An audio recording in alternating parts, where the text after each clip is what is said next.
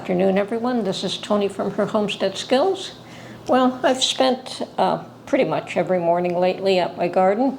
It is a sweltering heat for here for this time of year.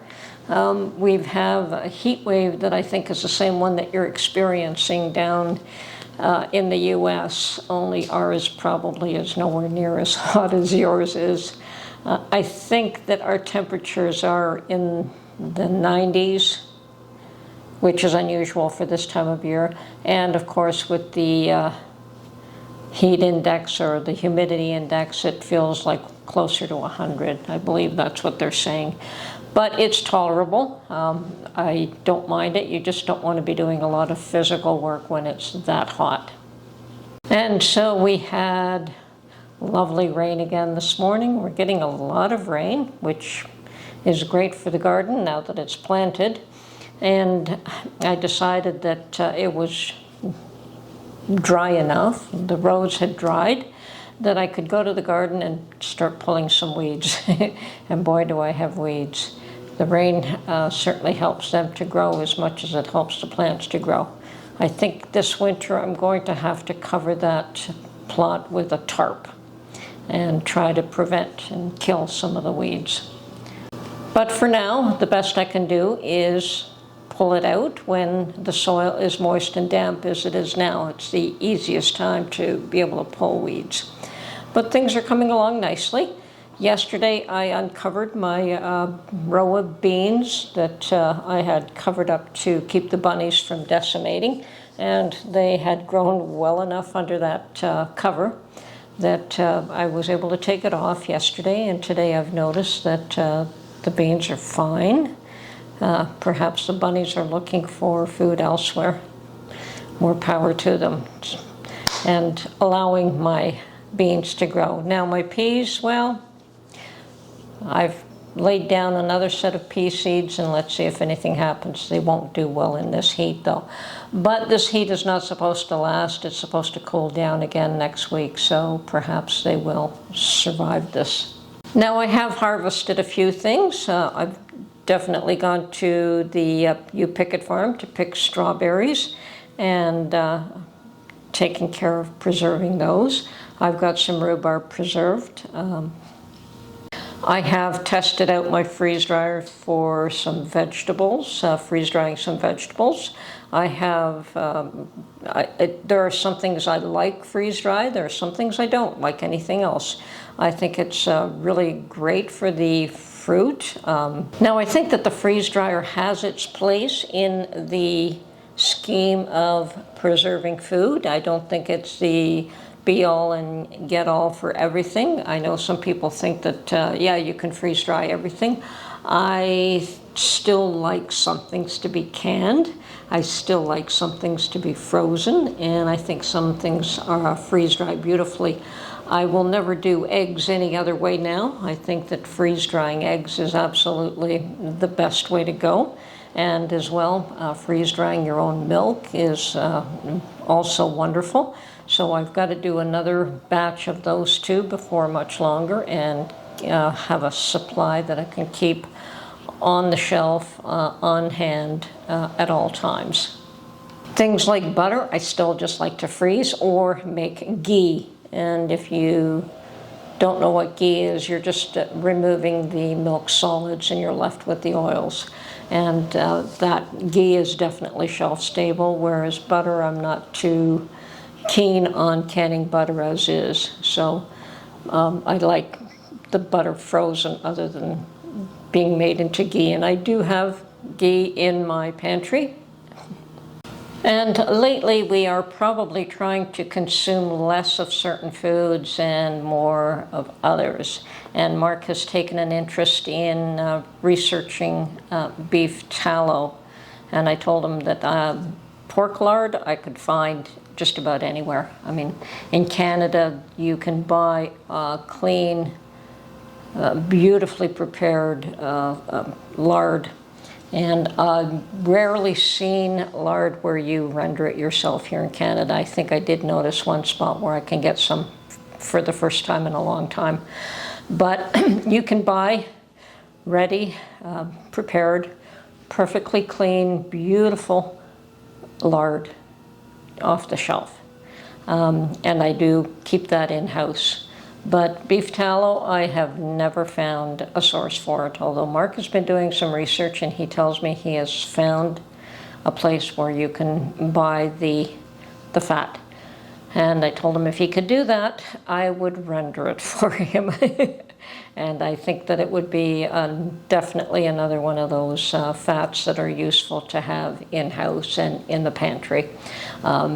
I have a lot of trouble with vegetable oils. They bother me.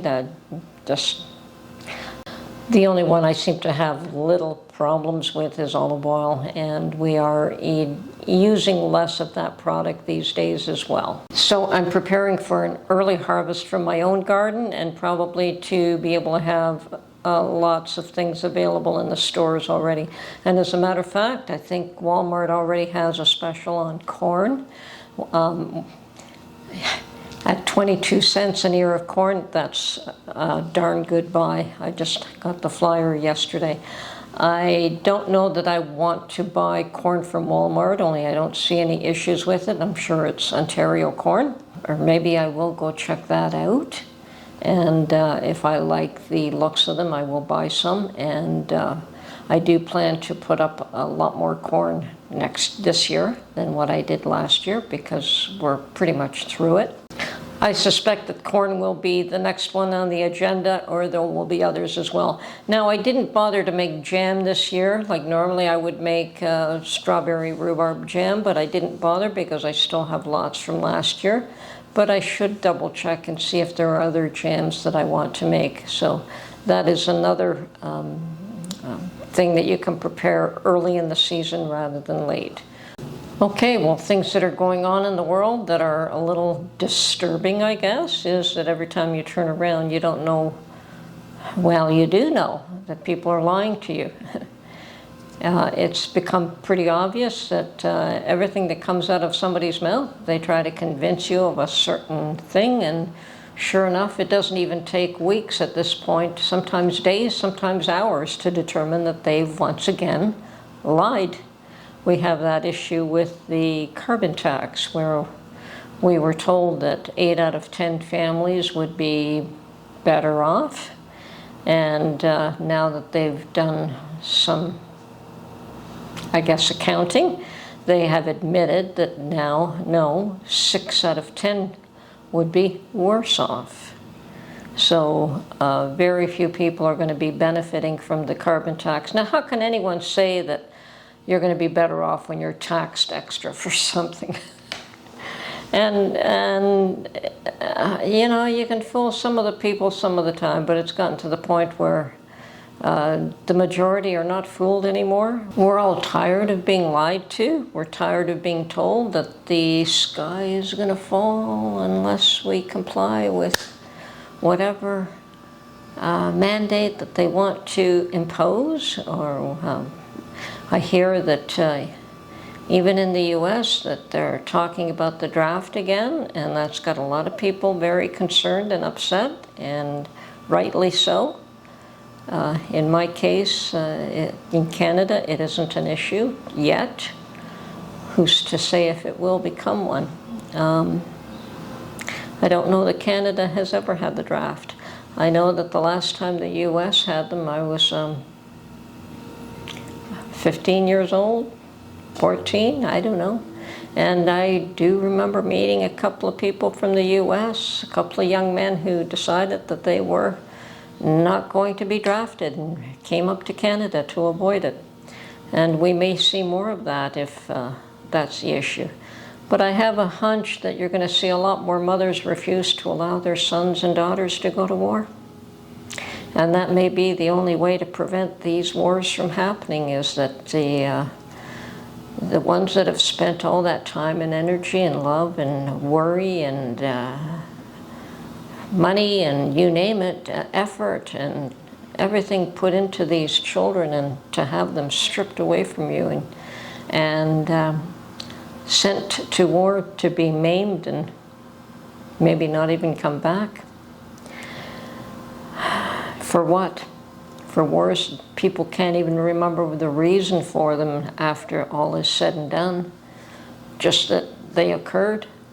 And so this year I'm putting a little bit more thought and effort into what I will preserve and in what manner. So with the fact that we're all becoming much more aware that we are being lied to on a daily basis, what are they going to do to try and control the population at this point? To what ends will leaders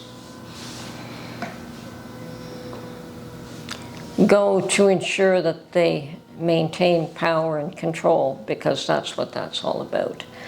I know that there are many who believe that there also might be a civil war in our very near future, and that may happen. And if it does, perhaps there's a valid reason for it. I still believe that there's going to be a lot more shakeout in world leaderships. We see Russia and North Korea now making a pact to support each other should there be a war. Okay, so I have to get my pantry ready for the next year and stock it up as well as I can. And I had in the past stated that I wanted to be able to fill every jar, and I think this year is another one of those years where I will attempt to do that. In the past year, I found that my quart jars I was not using very much because it's just Mark and I. But I think with learning how to freeze dry things, those quart jars and the larger jars will come in handy, and I will be using them, which is nice. It'll be good to have those filled. I've always said that a filled jar and an empty jar take the same amount of space, so you might as well fill it with whatever you can, because Lord knows what the future will bring. None of us do. We know that there is turmoil ahead. We know that we're lied to every time we turn around. We know that it's very difficult to discern what to believe and what not to believe. Sometimes you can figure it out within minutes. Other times it takes weeks and years. What I found particularly sad, rather than amusing, is the fact that it's become abundantly clear that we're being lied to on a daily basis, constantly. And it's becoming readily apparent. You don't even have to wait 2 weeks to know that you've been lied to. You know immediately that that's a lie. And yet, they'll look at you straight-faced and say that no, that they double down on that lie and say that that's truth. They think we're all that stupid and all that gullible. What has become apparent to me is that we have to take a stand. We have to pick a side.